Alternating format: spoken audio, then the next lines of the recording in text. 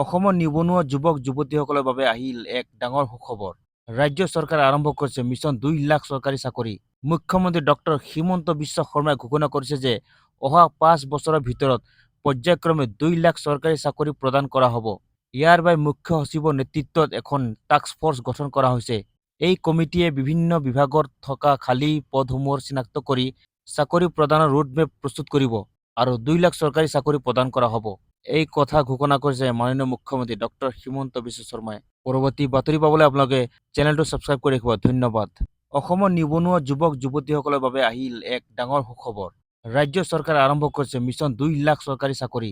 মুখ্যমন্ত্ৰী ডক্টৰ হিমন্ত বিশ্ব শৰ্মাই ঘোষণা কৰিছে যে অহা ৫ বছৰৰ ভিতৰত পৰ্যায়ক্ৰমে ২ লাখ চৰকাৰী চাকৰি প্ৰদান কৰা হ'ব। ইয়াৰ বাবে মুখ্য সচিবৰ নেতৃত্বত এখন টাস্ক ফ'ৰ্চ গঠন কৰা হৈছে। এই কমিটিয়ে বিভিন্ন বিভাগত থকা খালী পদসমূহ চিনাক্ত কৰি চাকৰি প্ৰদানৰ ৰোডমেপ প্ৰস্তুত কৰিব আৰু ২ লাখ চৰকাৰী চাকৰি প্ৰদান কৰা হ'ব।